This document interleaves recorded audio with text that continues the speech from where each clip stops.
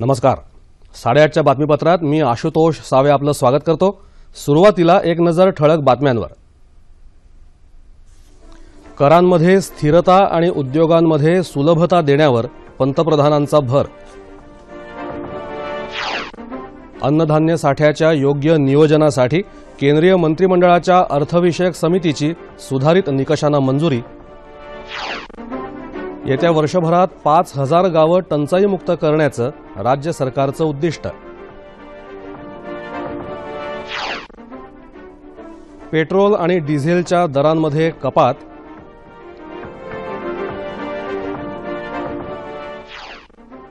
पंजाबचे माजी मुख्यमंत्री बियांत सिंग यांचा मारेकरी जगतार सिंग तारा भारताकडे प्रत्यार्पित.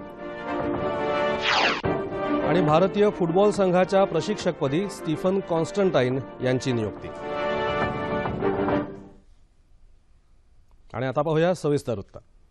करांमध्ये स्थिरता, नियंत्रण ठेवणाऱ्या नियामक चौकटी सकारात्मक करणं, उद्योगांसाठी सुलभता ही तत्त्व आपलं सरकार अधिक त्वरेनं अंमलात आणत असल्याचं प्रतिपादन पंतप्रधान नरेंद्र मोदी यांनी काल नवी दिल्ली इथं ईटी ग्लोबल बिझनेस समिटमध्ये केलं. कर रचनेत सुधारणा करण्याची नितांत गरज असल्यानं त्यामध्ये आपण लवकरच वेगानं काम करणार आहोत असं सांगून मोदी यांनी सार्वजनिक वितरण व्यवस्थेच्या संगणकीकरणाचा राष्ट्रीय कार्यक्रम हाती घेत असल्याचं स्पष्ट केलं. सरकारच्या प्रत्येक विभागाच्या कामामध्ये पारदर्शकता राहायला हवी यासाठी सरकार प्रयत्नशील असल्याचं त्यांनी सांगितलं. देशात स्वच्छता नांदावी या मुद्द्यावर भर देतानाच देशात सर्वत्र 24 तास वीज मिळावी यासाठी सरकारनं पावलं उचलली आहेत असंही मोदी यावेळी म्हणाले. कृषी क्षेत्रात अधिक प्रगती घडवण्यासाठी कृषी तंत्रज्ञान प्रत्येक शेतकऱ्याच्या शेतात पोहोचलं पाहिजे. कोणत्याही क्षेत्रात अनुदान देण्याऐवजी अनुदानाच्या दुरुपयोगाला आळा घालणं गरजेचं आहे असंही पंतप्रधान यावेळी म्हणाले. केंद्रीय मंत्रिमंडळाच्या अर्थविषयक समितीनं देशातील अन्नधान्याच्या साठ्याचं योग्य नियोजन करण्यासाठी साठ्याच्या सुधारित निकषांना मंजुरी दिली आहे.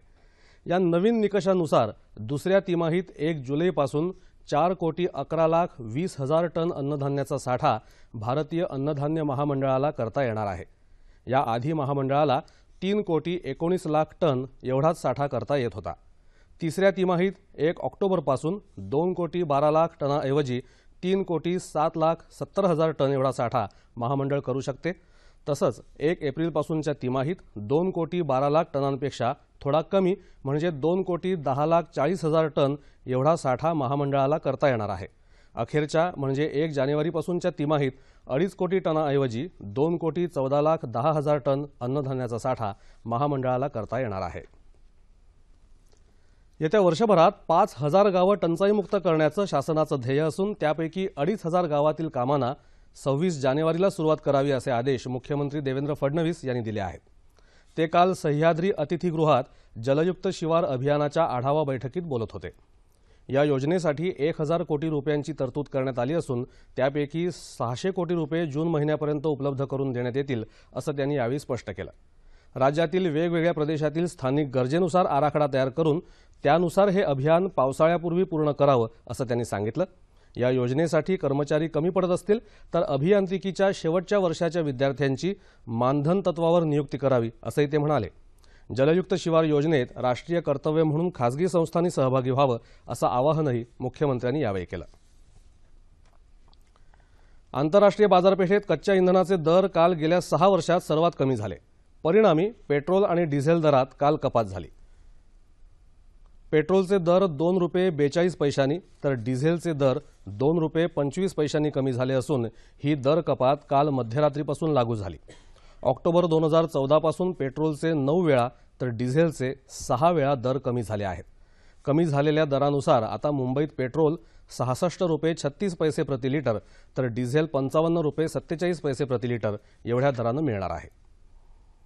वन्य प्राण्यांच्या हल्ल्यात मनुष्यहानी झाल्यास त्यांच्या वारसांना द्यायचं अर्थसहाय्य 5 लाख रुपयावरून वाढवून 8 लाख रुपये करण्यात आलं आहे. वाघ, बिबट्या, अस्वल, रानडुक्कर, लांडगा, तरस, कोल्हा, मगर, हत्ती अशा वन्य प्राण्यांकडून मनुष्यहानी झाल्यानंतर शासनाकडून मिळणाऱ्या नुकसान भरपाईत वाढ करण्याची घोषणा वित्त आणि नियोजन मंत्री सुधीर मुनगंटीवार यांनी हिवाळी अधिवेशनात केली होती. त्यानुसार शासनानं ही वाढ करण्याचा निर्णय काल घेतला. महाराष्ट्रात दिली जाणारी नुकसान भरपाईची रक्कम देशात सर्वाधिक आहे. ज्येष्ठ कम्युनिस्ट नेते कॉम्रेड A.B. वर्धन यांना काल पक्षाघाताचा झटका आला असून त्यांना नागपुरातल्या खासगी रुग्णालयात दाखल करण्यात आलं आहे। वर्धन यांची प्रकृती स्थिर पण चिंताजनक असल्याचं डॉक्टरांनी सांगितलंय। उद्या त्यांना 90 वर्ष पूर्ण होत असल्याच्या निमित्तानं त्यांचा सत्कार करण्यात येणार होता।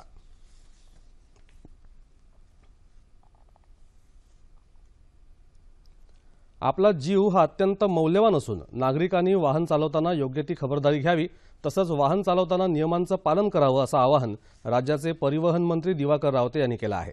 जालना जिल्ह्यातल्या रस्ता सुरक्षा अभियान 2015च्या आढावा बैठकीत ते काल बोलत होते।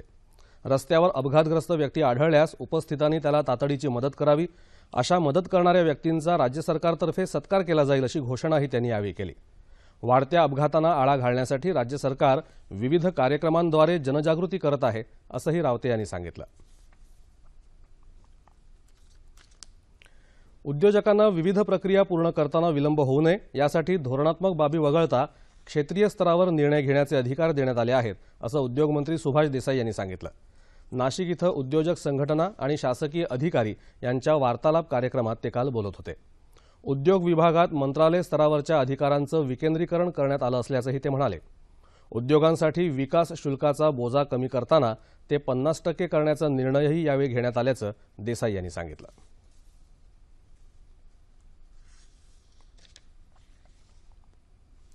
बब्बर खालसाचा दहशतवादी जगतार सिंह तारा याला बँकॉकमधून भारताकडे प्रत्यार्पित करण्यात आला आहे। पंजाब पोलिसांच्या पथकानं त्याला काल नवी दिल्लीत आणलं। त्याला आज पटियाला न्यायालयात हजर करण्यात येणार आहे। पंजाबचे माजी मुख्यमंत्री बियांत सिंग यांच्या हत्येप्रकरणी त्याला जन्मठेपेची शिक्षा सुनावण्यात आली होती। भारत सरकार आणि इंटरपोलच्या नोटीसनंतर याच महिन्यात थायलंडच्या पोलिसांनी त्याला अटक केली होती। 2004 मध्ये चंदीगडमधील जेलमध्ये भुयार बनवून तो इतर तिघांसह फरार झाला होता। त्यापैकी हावरा आणि भेवरा यांना अटक करण्यात आली, तर देव सिंग पाकिस्तानात असल्याचं सांगण्यात येतं। काही वर्ष पाकिस्तानात आश्रय घेतल्यानंतर तारा थायलंडला गेला होता। अभिनव संशोधनाला चालना देण्यासाठी भारतीय शिक्षण पद्धतीत सातत्यानं बदल होणं आवश्यक असल्याचं केंद्रीय वन आणि पर्यावरण मंत्री प्रकाश जावडेकर यांनी म्हटलंय। पुण्यामध्ये BMCC इथं प्राध्यापक प्र.ची शेजवलकर यांच्या 86व्या जन्मदिवसानिमित्त व्यवस्थापन आणि वाणिज्य शिक्षण वर्तमान आणि भविष्य या विषयावर आयोजित चर्चासत्राच्या उद्घाटन प्रसंगी ते काल बोलत होते। कॅशलेसच्या प्रश्नावर केंद्रीय वित्तमंत्री अरुण जेटली यांच्याशी चर्चा करून लवकरात लवकर तोडगा काढण्यात येईल असं आश्वासन जावडेकर यांनी पुण्यात एका पत्रकार परिषदेत दिलं। दरम्यान लायन्स सेवा मंचानं आयोजित केलेल्या लायन्स पर्यावरण प्रदर्शन 2015चं उद्घाटनही जावडेकर यांच्या हस्ते झालं। शिवाजीनगर इथल्या साखर संकुलामध्ये हे प्रदर्शन भरलं आहे। निर्जन रस्त्यावरून रिक्षातून प्रवास करताना प्रवाशांना अधिक सुरक्षित वाटावं यासाठी नवी मुंबई वाहतूक पोलिसांनी 2000 रिक्षांमध्ये स्मार्ट कार्ड्स बसवली आहेत। स्मार्टफोनचा वापर करून प्रवासी रिक्षाची संपूर्ण माहिती घेऊ शकतात। रात्री अपरात्री तसंच एकट्यानं प्रवास करणाऱ्या प्रवाशांच्या सुरक्षेसाठी नवी मुंबई पोलिसांनी रिक्षामध्ये आता ट्रॅफिक स्मार्ट कार्ड बसवायला सुरुवात केली आहे। चालकाच्या सीटच्या मागच्या बाजूला बसवल्या जाणाऱ्या या स्मार्ट कार्डचा वापर करण्यासाठी प्रवाशांना प्रथम आपल्या भ्रमणध्वनीवरती सेफ जर्नी हे अँड्रॉइड ॲप्लिकेशन डाउनलोड करावं लागेल। रिक्षातल्या स्मार्ट कार्डवरती क्विक रिस्पॉन्स कोड राहणार आहे। तो ॲप्लिकेशनच्या कॅमेऱ्यातून स्कॅन केल्यावरती आपल्या भ्रमणध्वनीवरती रिक्षा चालकाची संपूर्ण माहिती तत्काळ उपलब्ध होऊ शकेल। त्या स्मार्ट कार्डमध्ये रिक्षा परमिट होल्डरचा नाव, त्याचं परमिट नंबर, त्याच्यानंतर त्याचा लायसन नंबर आणि त्याचा व्हेकल नंबर, ज्या व्हेकलचं ते परमिट आहे त्याप्रमाणे त्याचं असं एक स्कॅन केलेला त्याचा फोटो, अशा पद्धतीने ते स्मार्ट कार्ड बनवलेलं आहे। आणि ते रिक्षाचे जे ड्रायव्हर आहेत त्याच्या सीटच्या पाठीमागे ते लावल्यानंतर जे कोणी महिला किंवा मुलगी किंवा एखाद्या सिनियर सिटीजन आपल्या एखाद्या निर्जन स्थळी आपल्या मित्रमंडळीकडे किंवा नातेवाईकांकडे जात असताना एकटेपणा त्याला वाटू नये आणि त्याला सुरक्षितता वाटावी यासाठी हे स्मार्ट कार्डच्या माध्यमातून तो आपल्या नातेवाईकांना किंवा मित्रमंडळींना कळू शकतो की बाबा मी आता या रिक्षामधून आपल्याकडे येत आहे। प्रवासादरम्यान होणाऱ्या अप्रिय घटनांना या स्मार्ट कार्डमुळे काही प्रमाणात आळा बसायला मदत होईल अशी अपेक्षा व्यक्त होतीये। शेती आणि शेतीपूरक व्यवसायांमध्ये उल्लेखनीय कार्य केलेल्या शेतकऱ्यांना बळीराजा पुरस्कारानं कोल्हापूर इथं गौरवण्यात आलं। कोल्हापूर जिल्हा परिषदेनं काल शेतकऱ्यांचा सत्कार आणि बळीराजा पुरस्काराचं वितरण असा संयुक्त कार्यक्रम आयोजित केला होता। यावेळी संभाजी सावंत, संजय पाटील, महेश डोंगळे, आनंदराव मटकर, कृष्णात जरग, इलाई जमादार, प्रमोद चौगले, संभाजी भोसले, वैजयंती वझे, राजकुमार आडमुठे या शेतकऱ्यांना बळीराजा पुरस्कारानं सन्मानित करण्यात आलं। प्रगत तंत्रज्ञानामुळे शेतमालाचं उत्पादन वाढलंय, पण दराची शाश्वती नसल्यानं शेतकरी अडचणीत सापडतो। म्हणून शेतकऱ्यांनी पर्यटन व्यवसायातही उतरावं। तसंच रासायनिक खतांच्या वापरामुळे जमीन नापीक बनते, त्यामुळे पीक फेरपालटाचा पर्याय अवलंबावा असं आवाहन कोल्हापूर जिल्हा परिषदेचे मुख्य कार्यकारी अधिकारी अविनाश सुभेदार यांनी यावेळी केलं। माणसाच्या आयुष्यात खेळाला अनन्यसाधारण महत्त्व असून खेळातील अडथळ्यातून आपण जिंकतो, तेच जिंकणं किंवा हरणं आपल्या आयुष्यात मोठं काम करताना उपयोगाचं ठरतं, असं प्रतिपादन खासदार संजय धोत्रे यांनी केलं। अमरावती विभागाच्या जिल्हा परिषद अधिकारी कर्मचारी यांच्या क्रीडा आणि सांस्कृतिक कार्यक्रमाचं त्यांच्या हस्ते काल अकोला इथं उद्घाटन झालं, त्यावेळी ते बोलत होते। 3 दिवस चालणाऱ्या या कार्यक्रमात अमरावती, बुलडाणा, वाशिम, यवतमाळ, अकोला जिल्ह्यातले जिल्हा परिषदेचे कर्मचारी मोठ्या प्रमाणावर सहभागी झाले आहेत। यावेळी अकोला जिल्हा परिषद महिला कर्मचाऱ्यांनी भारत दर्शन हा कार्यक्रम सादर केला। तसंच हुंडा प्रथेविरुद्ध पथनाट्य सादर करून प्रेक्षकांची मनं जिंकली, तर बुलडाणा जिल्हा परिषद कर्मचाऱ्यांनी यावेळी आकर्षक पथसंचलन केलं। अनेक साहित्यिकांनी आपलं साहित्य, पुस्तकं, कादंबऱ्या तसंच कविता संग्रह भेटवस्तू म्हणून देण्याची चुकीची पद्धत सुरू केली आहे। कविता संग्रह किंवा लेखन साहित्य मोफत मिळावं अशी वाचकांची प्रवृत्ती असते, त्यामुळे साहित्यिकांनी आपलं साहित्य भेट देण्याची प्रथा बंद करून प्रामाणिकपणे स्वलेखनानं वाचकांमध्ये बदल घडवावा असं परखड मत ज्येष्ठ साहित्यिक शंकर बडे यांनी व्यक्त केलं। राज्य शासनाच्या विविध विभागांनी संयुक्तपणे भंडारा इथं नुकत्याच आयोजित केलेल्या ग्रंथोत्सवाच्या उद्घाटन कार्यक्रमात ते बोलत होते। विदर्भ लेखन आणि प्रकाशनात मागे आहे, त्यामुळे विदर्भावर लागलेला कलंक साहित्यिकांनी आपल्या लेखनातून पुसून काढावा असंही ते म्हणाले। तसंच वाचकांनी लेखन साहित्य खरेदी करून वाचनाची सवय जोपासावी अशी सूचनाही त्यांनी केली। खासदार नाना पटोले हे या कार्यक्रमाचे अध्यक्ष म्हणून उपस्थित होते। भारतीय पुरुष फुटबॉल संघाचे मुख्य प्रशिक्षक म्हणून इंग्लंडच्या स्टीफन कॉन्स्टंटाइन यांची काल नियुक्ती करण्यात आली। मुख्य प्रशिक्षकपदी स्टीफन यांची दुसऱ्यांदा वर्णी लागली आहे। 52 वर्षांचे स्टीफन भारतीय फुटबॉलच्या 23 वर्षाखालील राष्ट्रीय संघाचे प्रशिक्षक म्हणूनही काम पाहणार आहेत। भारतीय पुरुष फुटबॉल संघाचे प्रशिक्षक म्हणून ते 3 वर्षांसाठी कार्यरत राहतील। याआधी 2002 ते 2005 या काळात ते भारतीय फुटबॉल संघाचे प्रशिक्षक होते। आणि आता हवामान वृत्त। मध्य महाराष्ट्र, विदर्भ, मराठवाडा आणि कोकणच्या काही भागातल्या किमान तापमानात घट झाली असून विदर्भात थंडीची लाट कायम आहे। येत्या 24 तासात संपूर्ण राज्यात हवामान कोरडं राहील असा अंदाज हवामान विभागानं वर्तवला आहे। आणि शेवटी ठळक बातम्या पुन्हा एकदा।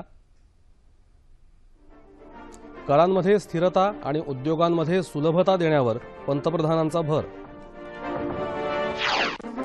अन्नधान्य साठ्याच्या योग्य नियोजनासाठी केंद्रीय मंत्रिमंडळाच्या अर्थविषयक समितीची सुधारित निकषांना मंजुरी।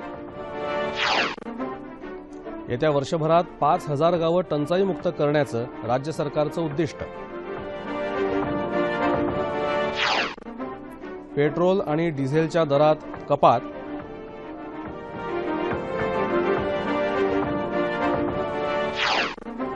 पंजाबचे माजी मुख्यमंत्री बियांत सिंग यांचा मारेकरी जगतार सिंग तारा भारताकडे प्रत्यार्पित।